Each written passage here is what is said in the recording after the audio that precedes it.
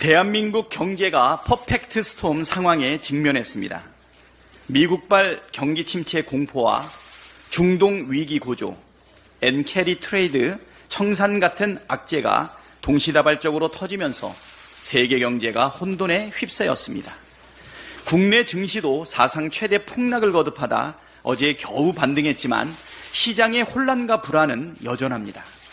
정부는 일시적 변동성 확대에 과민 반응할 필요가 없다는 입장이지만 이는 너무나 안일한 방식입니다. 특히 폭증하는 대외 리스크보다 현재 국내 경제가 마주한 위기 요소는 보다 심각하고 복잡 다단합니다. 극심한 고금리, 고물가의 장기화로 내수 침체 속도가 가팔라지면서 지난 2분기 성장률이 마이너스 0.2% 역성장을 기록했습니다. 갈수록 파장이 커지고 있는 티몬 위메프 사태도 앞으로 국내 소비를 더욱 위축시킬 것이 명약관화합니다. 여기에 악화일로인 가계부채, 자영업자 줄도산 위기, 부동산 PF 문제까지 경제 곳곳에 시한폭탄들이 도사리고 있습니다. 작은 불씨 하나만으로도 자칫 대한민국 경제 전체가 개멸적인 타격을 입을 수도 있는 비상시국입니다. 민생경제가 더는 손쓸 수 없는 중병 단계에 접어들기 전에 정치권이 문제 해결에 힘을 모아야 합니다. 이를 위해 대통령과 정부 여당에 3가지 제안을 드리겠습니다.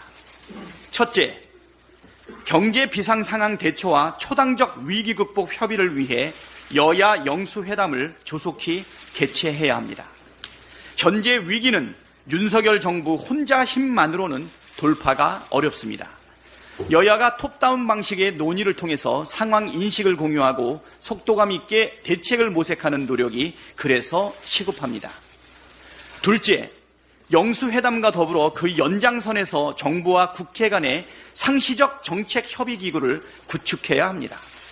정부 대책 상당수는 입법적 조치가 뒤따라야 할 것들입니다.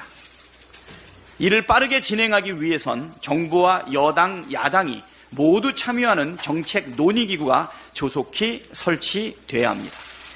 셋째, 민생 관련 입법에 대해서 거부권 행사를 중단하십시오.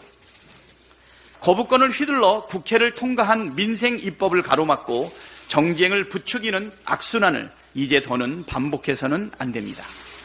더욱이 대통령이 휴가기간 전통시장을 돌며 여론을 청취하고 있다니 민생회복지원금의 필요성을 피부로 체감했을 것입니다. 민생회복지원 특별법 외에도 처리가 필요한 사안이 한둘이 아닙니다. 그리고 민주당은 정부와 여당이 반대만 하지 말고 더 좋은 대안을 가져온다면 얼마든지 머리를 맞대고 협의하겠다는 말씀을 드립니다.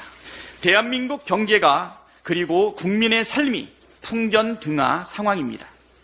이러한 때에 휴가를 떠난 대통령 부부에 대한 함가한 팔도 유람을 하고 있다는 매서운 비판이 쏟아지고 있습니다. 민생 경제가 사실상 무정부 상태라는 국민의 탄식도 높습니다. 그런 지적을 겸허하게 받아들이면서 휴가기간 정권의 무능과 무대책으로 고통받는 국민의 목소리를 절절하게 새겨야 할 것입니다. 특히 백척간두에 놓인 민생경제를 구하기 위한 민주당의 제안을 대승적으로 수용하길 바랍니다. 국민의 삶에 관심이 없고 민생 해결에 무능한 권력은 존재할 이유가 없고 반드시 심판받는 다는 역사의 교훈을 무겁게 새기길 바랍니다.